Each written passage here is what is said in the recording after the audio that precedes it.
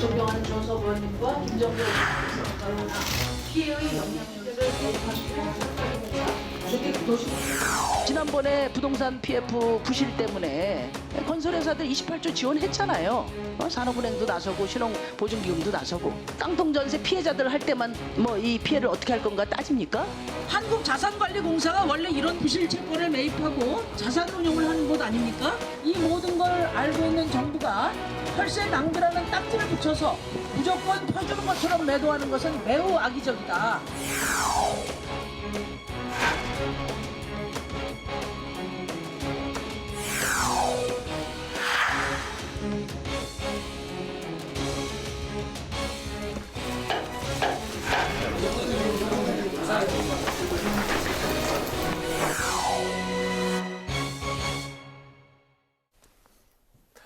네, 국회 라이브 6 파워 인터뷰 시간입니다. 작년 국정감사 때부터 깡통 전세의 위험성을 지적해왔고 관련 법안 발의와 피해자들과의 소통을 담당해 오신 분이죠. 야권에서 국토교통위원회 위원으로서 전세 사기 대책 논의를 주도하고 있는 심상정 정의당 의원과 함께 관련 이야기 나눠보겠습니다. 의원님 안녕하십니까? 네, 반갑습니다. 네, 안녕하세요. 반갑습니다. 기억하실지 모르겠는데 1년 전 국회 방송 대기실에서 제가 저희 그 뉴스에도 좀 출연해 달라고 부탁을 드렸었는데 한 1년 만에 이 성사가 됐습니다. 예, 약속을 지킨 건가요, 그럼? 아유, 감사합니다. 예, 감사합니다. 바쁘신데 또 나눠주셔서. 그 어제 국토위가 법안 소위를 열고 전세 사기 특별법을 이제 심사했는데 결국 이제 합의에는 이르지 못했죠. 네. 정부 여당안이 있고 민주당의 조호섭 의원 안이 있고 정의당의 심상정 의원님 안이 있는데. 피해자 지원 범위와 규모를 둘러싸고 아직 이제 이견이 좁혀지지 않은 상태. 그런 가운데 정부가 피해자 지원 요건을 6개에서 4개로 이제 줄였는데 정확히 좀 요 내용부터 좀 들여다볼까요? 그러니까 이제 깡통 전세 사기 이 사건이 생각보다 굉장히 광범위하고 네. 또 아주 심각한 수준으로 이제 확대 일로에 있습니다, 지금. 네네. 그러니까 피해자 유형도 굉장히 다양하고 그러면은 그 피해 지원도 그 다양한 유형에 맞는 맞춤형 정책들을 종합해서 다양한 피해자들이 자기에게 해당되는 지원 그 대책을 활용할 수 있도록 그렇게 해줘야 되잖아요. 네. 그런데 이제 정부가 이 특별법의 대상을 6가지로 처음에 이제 했는데 네, 이 6가지 중에 하나가 아니라 네. 6가지를 다 충족해야지만 이제 이 특별법에 지원을 받을 수 있게 했기 때문에 문제가 까다롭기 됐습니다. 때문에 의원님께서 이게 지원법이 아니라 이게 선별법이다 이렇게 주장하셨죠. 그러니까 낙타가 바늘구멍 들어가기보다 힘든 거예요. 우리 국회 직원도 한번 저를 찾아오셨는데 네. 한 28분 되신대요. 그런 케이스가.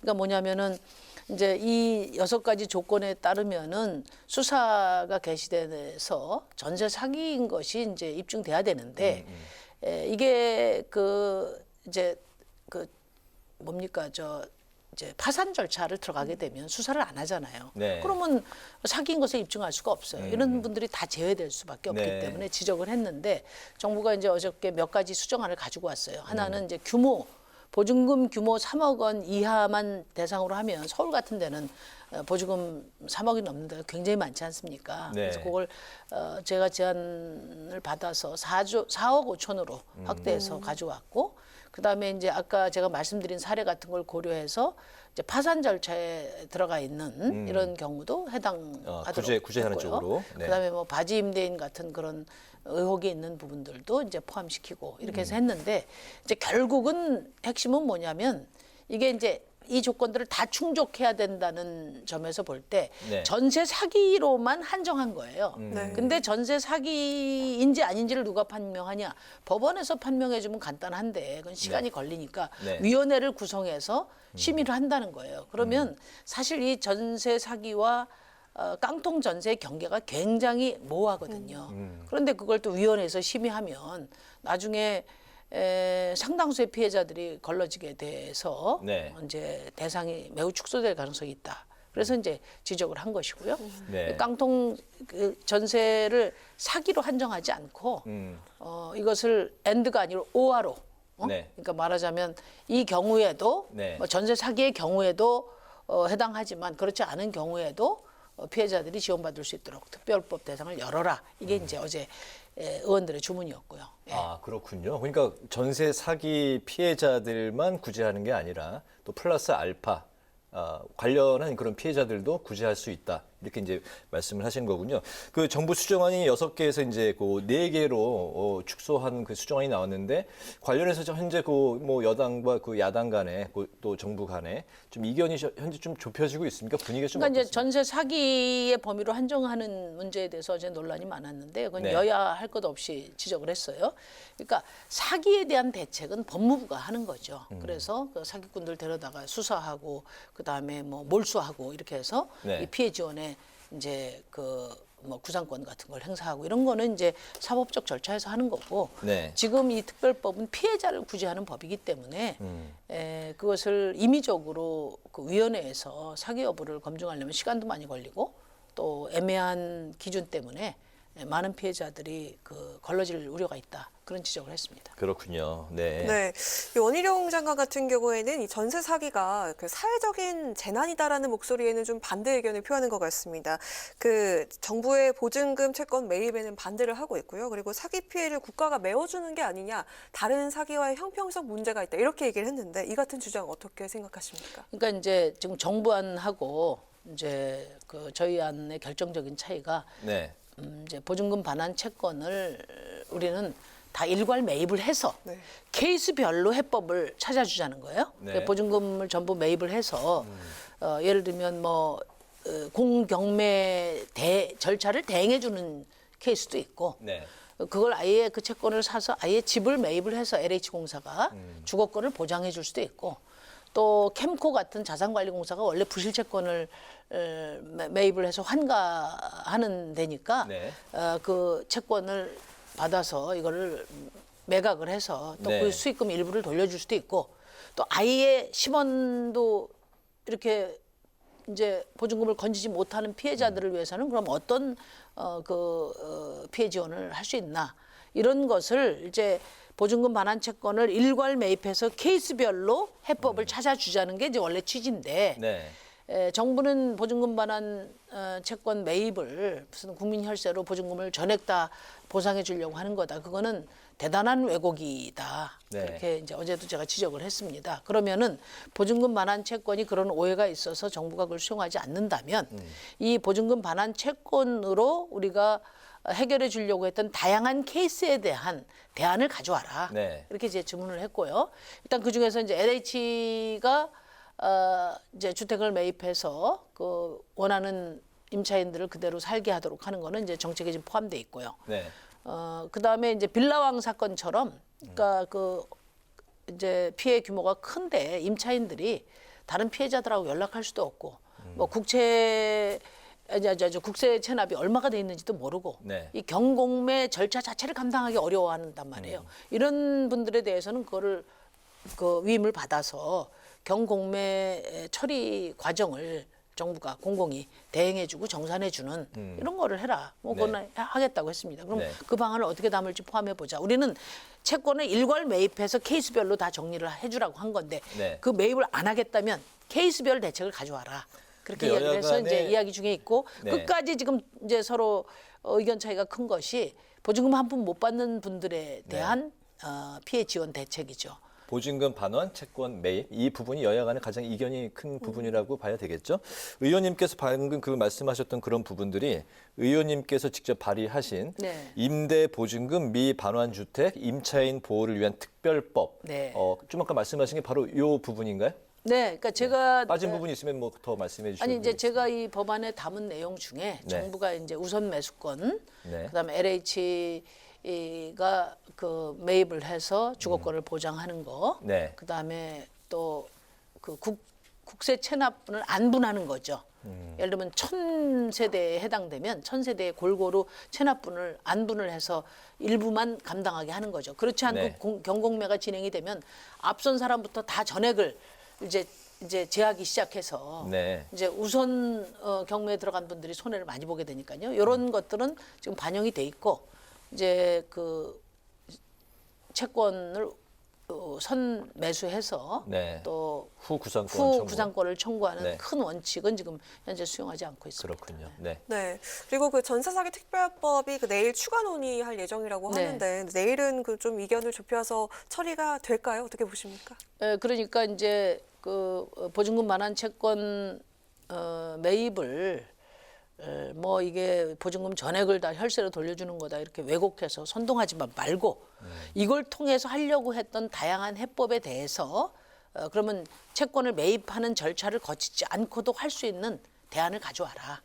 그래서 아마 그런 대안이 어디까지 나오느냐에 따라서 이제 그 심의 속도가 결정될 것 같아요. 알겠습니다. 여기까지가 이제 그 전세 사기 피해 대책에 관한 그런 전반을 이제 끝내기로 하겠고요. 이제 선거제 개편 이야기를 좀 넘어가 볼까 합니다. 그 초당적 정치개혁 의원 모임에서 이제 전원이 소위 구성을 이제 요청을 한 상태인데 의원님도 이 모임에 이제 그 소속이 되어 계시죠? 네. 전체 뭐 한 299명 중에 한 절반 정도가 여기 이제 소속이 된 걸로 알고 있는데 의원님이 생각하시는 바람직한 지금 현재 상태에서의 선거제 개편, 내년 총선을 위한 선거제 개편은 좀 어떤 거다라고 생각을 하고 계실까요? 일단 이제 지금 그 여론조사를 보면요. 네. 이제 양당, 정의당까지 합쳐서 70%가 안 됩니다. 갤럽 기준으로 볼 때. 네. 그럼 나머지 3분의 1의 시민은 내가 지지하는 정당이 없다는 거예요. 그러니까 저는 기본적으로 대한민국 국민은 누구나 나를 대변하고 나를 내가 지지할 수 있는 정당을 가질 권리가 있다고 생각해요. 네. 그러니까 그만큼 5천만 국민을 골고루 대변할 수 있는 다양한 정당이 허용이 돼야 된다. 그게 이른바 대표성이죠. 네. 그래야 국민을 닮은 국회가 만들어질 거 아닙니까? 그리고 국민들 한 표 한 표가 그 동등하게 평가되는 그런 등가성을 확립해야 되니까 그건 이제 비례성이라고 우리가 보통 네. 이야기를 합니다. 정당 지지율과 의석수 간의 괴리가 굉장히 크단 말이에요. 근데 의회 민주주의는 정당 정치이기 때문에 정당 지지율과 의석수가 수렴될 수 있도록 비례성을 강화해야 된다. 네. 이게 이제 핵심인데 그리고 또 뭐 영호남의 특정 정당의 지역 독점도 막아야 되고요.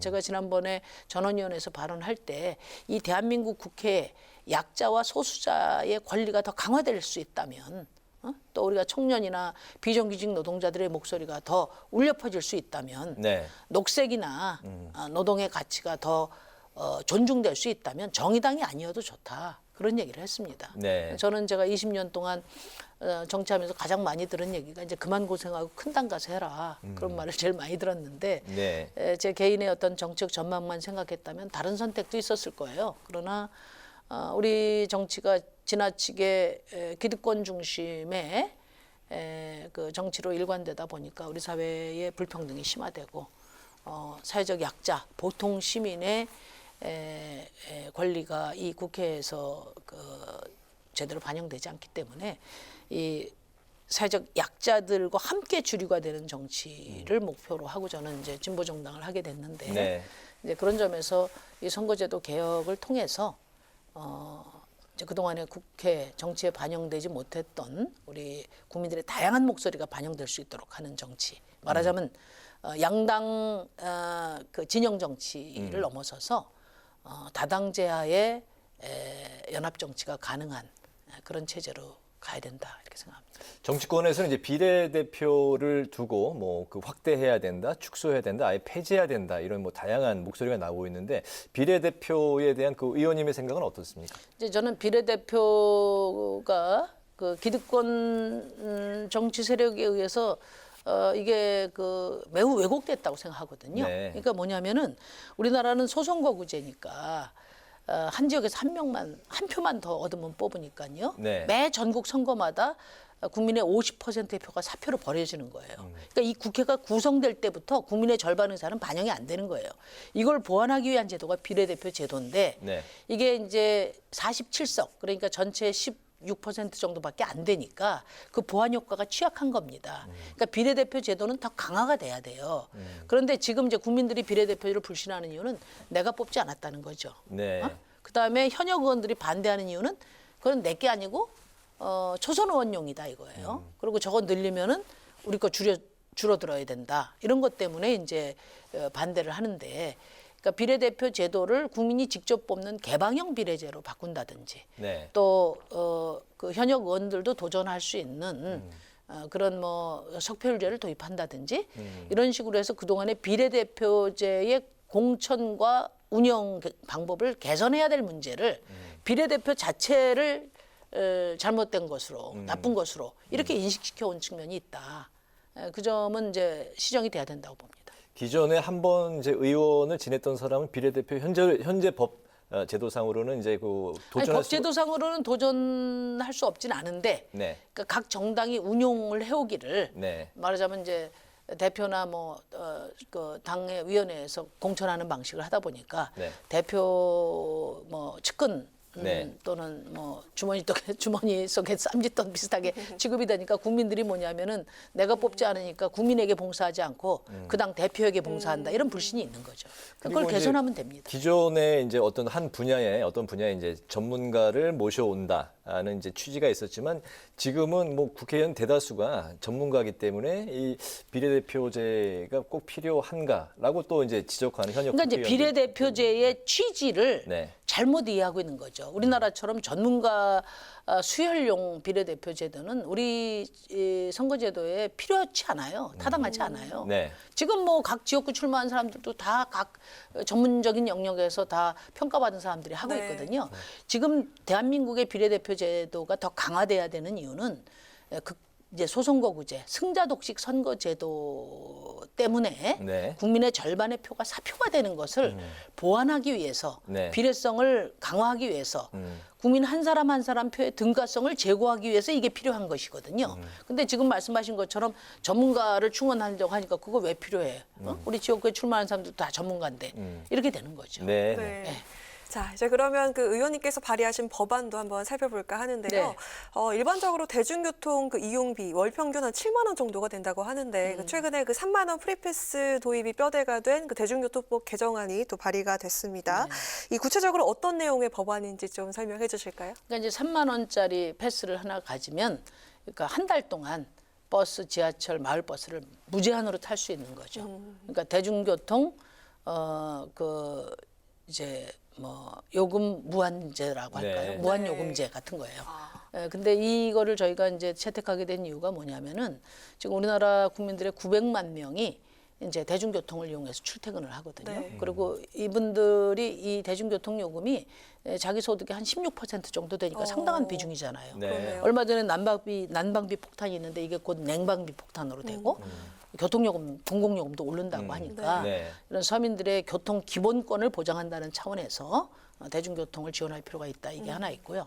또 지금 기후위기 시대에 탄소 배출을 저감을 해야 되는데 탄소 배출 저감에 가장 효과적인 게 바로 대중교통 이용이에요. 네. 그래서 이거에도 기여할 수 있고 또 지금 이제 공공 대중교통 수단이 적자가 많은데 이제 3만 원 프리패스를 이용하게 되면은 이제 뭐 출퇴근 시간 아닌데도 이 대중교통을 많이 이용하게 되니까 적자 해소도 될 수 있고 그래서 공공정책은 이렇게 멀티플 효과를 내는 정책이 좋은데 이 3만 원 프리패스 정책이 그렇습니다. 알겠습니다. 네. 이제 총선이 이제 벌써 이제 5월로 접어들어서 이제 한 11개월, 이제 1년도 채 남지 않았는데요.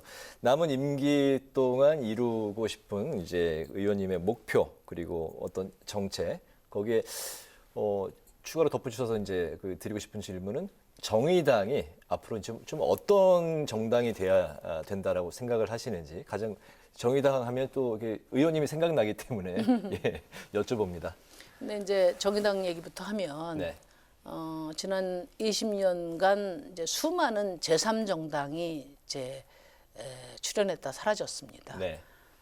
그런데 지난 20년 동안 양당의 협곡 한가운데를 헤쳐나오면서 20년을 버텨낸 유일한 정당이 정의당이에요. 네. 그래서 이제 많은 국민들은 20년쯤 됐으면 교섭단체도 되고 집권도 바라봐야 되는데 여전히 아직 작은 정당으로 이렇게 남아 있으니까 옳은 소리를 해도 과연 더 내가 뒷받침을 해주면 성장할 수 있는가 이런 데 대한 회의감도 틀림없이 있는 거거든요. 네. 근데 제가 말씀드리는 것은 대한민국 역사상 20년을 양당이 아닌 제3정당이 버텨온 것만 해도 저는 뭐 평가해 주셔야 된다.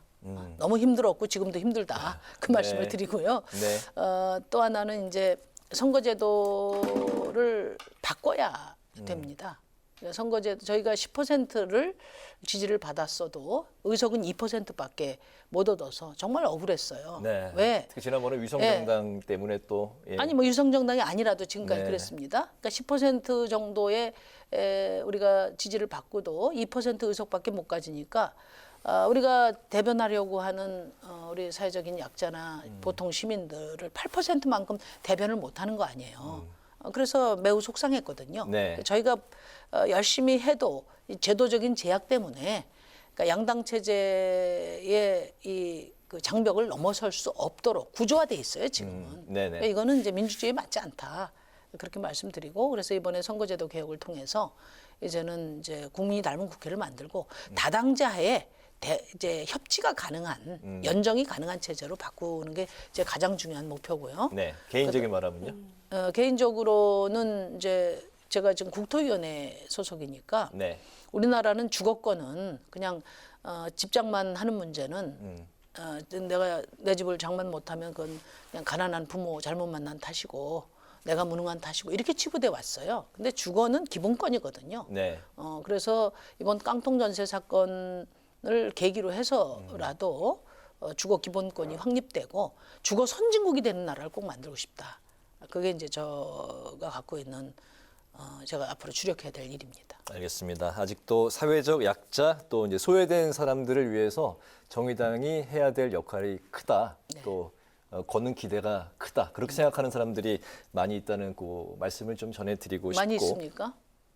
제 생각은 그렇습니다. 개인적인 생각으로는. 근데 실제 그래요. 네. 저희가 나서지 않으면 그나마 우리 사회의 약자들의 목소리, 이번에 깡통 전세 피해자들의 목소리, 또 5인 미만 사업장, 비정규직 노동자들, 또 장애인들, 이게 되돌이켜 보면 지난 20년 동안 저희가 첫 발을 뗐기 때문에 그나마 뭐 작지만 한 걸음씩을 가질 수 있었다. 정의당이 좀 더 힘을 가지면 아마 굉장히 빠른 속도로 우리 시민들의 삶을 바꿀 수 있지 않을까 그런 기대를 해봅니다. 알겠습니다. 오늘 인터뷰는 이제 여기까지 듣겠습니다. 국회 라이브 6 파워 인터뷰 지금까지 심상정 정의당 의원과 함께 전국적으로 확산하고 있는 전세 사기 피해에 대한 바람직한 구제 방안 그리고 근절책에 대해서 이야기를 나눠봤습니다. 오늘 말씀 잘 들었습니다. 네, 고맙습니다. 잘 들었습니다.